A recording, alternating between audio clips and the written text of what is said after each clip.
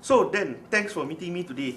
The reason why I just wanted to ask you a few questions was because I attended this conference on blended learning, and the speaker did make some good points, but essentially I think I just want to clarify some of these points with you, and I know that you have done quite a fair bit of work in this area. So maybe we can start off is, what exactly is blended learning? What does this mean? And how is it different from what we do in the classroom? Well, you know, in education there's, lots of jargon and terms. In fact, if you look at the idea of blending itself, as teachers we've always been blending things. I mean, the very fact that when we teach, we have a teaching strategy and we may use different instructional methods. We might start with some explanation, we might have some group work, we might have a case study, and you kind of weave these together to create an experience, and hopefully that experience is one that it gets student attention, engagement, and meets the learning outcome. So good teachers have always been blending methods. What the new technologies enables us to do is not just to blend methods, but actually to blend technologies into the learning design, the teaching strategy. So we're not just using methods, but we're using the range of ICT tools that are becoming available that can enhance the learning process in some way. So it's essentially a bit like making a curry. We've now got more ingredients to put in the recipe. Now that doesn't necessarily mean it's going to be a better recipe, because as we'll see, it's the way you actually kind of cook the curry, so to speak, the way you do the blend. But there's always been talk about how using technology for technology's sake. So how is this? How would this benefit my students? Why can't I just normally do what I do and then maybe just stand there and just deliver a lecture? How will blending my learning with the use of ICT help in student learning?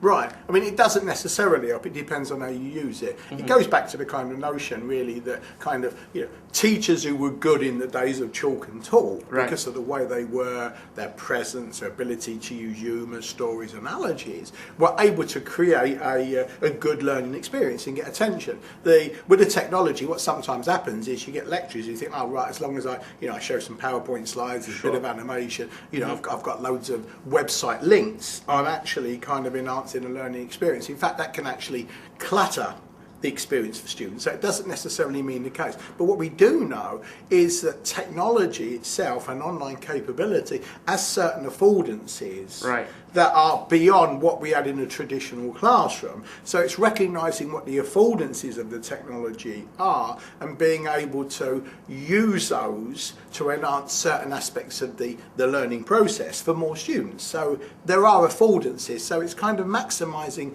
the affordances of the face-to-face situation, which we know is, I'm here with you now, so I can respond immediately to you, I can pick up on your body language, it's much more kind of visceral, and that's one of the big strengths of the face-to-face situation, which the online environment hasn't really got anywhere near to mastering that yet. The kind of chat room is okay, but it's not like being there face-to-face. So it's looking at the affordances of the face-to-face situation, what the technologies can do, online capability, and being able to bring that kind of understanding and analysis into the way you structure the learning experience for students. So that's the big benefit it offers, providing it's done well. But it's like anything else, when the gun was invented, it had affordances. I mean, you could shoot things that deserve to be shot. Unfortunately, the downside of anything, people use it for robbing banks and things like that. So technology is a bit of a double-edged sword, if you like. Right. So just to make sure that I have a frame on this, would it then be correct to say that blended learning is essentially the effective use of ICT to give your students a meaningful learning experience? Yeah, certainly meaningful in the sense that it results in better.